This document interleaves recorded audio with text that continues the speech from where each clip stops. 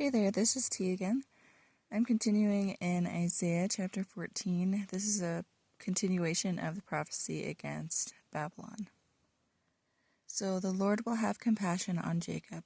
Once again, he will choose Israel and will settle them in their own land. Foreigners will know them, will join them, and unite the descendants of Jacob. The nations will take them and bring them to their own place. And Israel will take possession of the nations and make them male and female servants in the Lord's land. They will make captive of their captors and rule over their oppressors. On the day the Lord gives you relief from your suffering and turmoil and from the harsh labor forced on you, and you will take up this taunt against the king of Babylon. How the oppressor has come to an end, how his fury has ended. The Lord has broken the rod of the wicked, the scepter of the rulers, which in anger struck down peoples with unceasing blows, and in fury subdued nations with relentless aggression.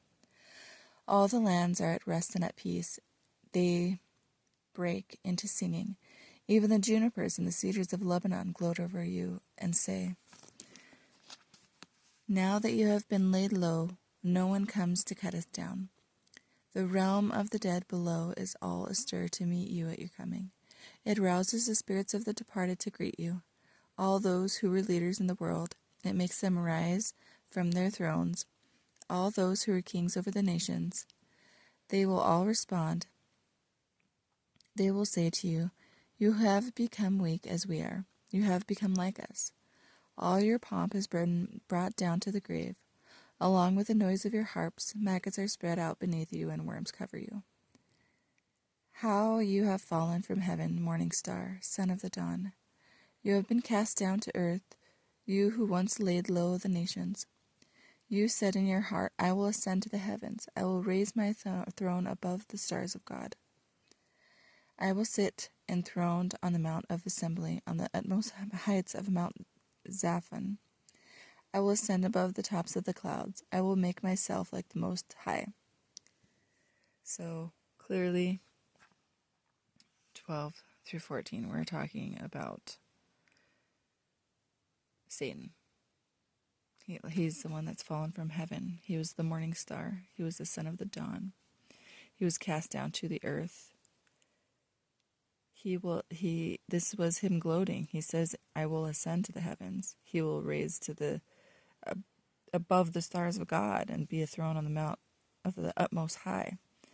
And he will ascend above the tops of the clouds and make himself like the Most High. He's basically wanting to be like God, even though he can never be like God, because he's one of the angels, one of the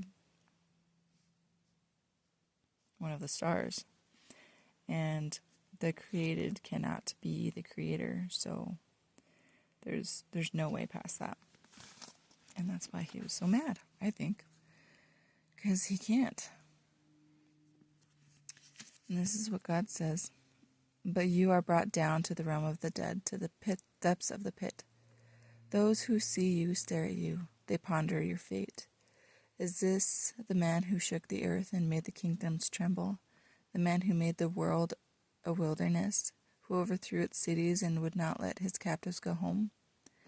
All the kings of nations lie in state, each in his own tomb, but you are cast out of your tomb, like a rejected branch. You are covered with the slain, with those pierced by the sword, those who descend to the stones of the pit. Like a corpse trampled underfoot, you will not join them in burial, for you have destroyed your land and killed your people. Let the offspring of the wicked never be mentioned again. Prepare a place to slaughter his children for the sins of their ancestors. They are not to rise to inherit the land and cover the earth with their cities. I will rise up against them, declares the Lord Almighty. I will wipe out the Babylon name and survivors of her offspring and descendants, declares the Lord. I will turn her into a place for owls and into swampland. I will sweep her with a broom of destruction, declares the Lord Almighty. The Lord Almighty has sworn. Surely, as I have planned, so it will be. and as I have purposed, so it will happen. I will crush the Assyrians in my land. On my mountains I will trample him down. His yoke will be taken from my people, and his burden removed from their shoulders. This is a plan determined for the whole world. This is the hand stretched out over all the nations. For the Lord Almighty has purposed, and who can thwart him? His hand is stretched out, and who can turn it back? I think this is talking about him coming to earth, Jesus coming to earth. His yoke will be taken from my people, and his burden removed from their shoulders. Because nobody else could remove that burden but Jesus. And this is the plan he has for the whole world. He is stretching his hand out to everyone. Nobody can stop him. This is his plan. This is what he's purposed. So I think that's so encouraging. Even though we have, destruction and death and his wrath, this is what he wants for everybody. He wants you to be with him. That was his purpose, was for you to be with him all along. So the next one is a prophecy against the Philistines, still in chapter 14. It's a small prophecy, but it's a prophecy nonetheless. This prophecy came in the year King Ahaz died, which is, "Do not rejoice, all you Philistines, that the rod that struck you is broken. From the root of that snake will spring up a viper. Its fruit will be a darting venomous serpent. The poorest of the poor will find pasture, and the needy will lie down in safety.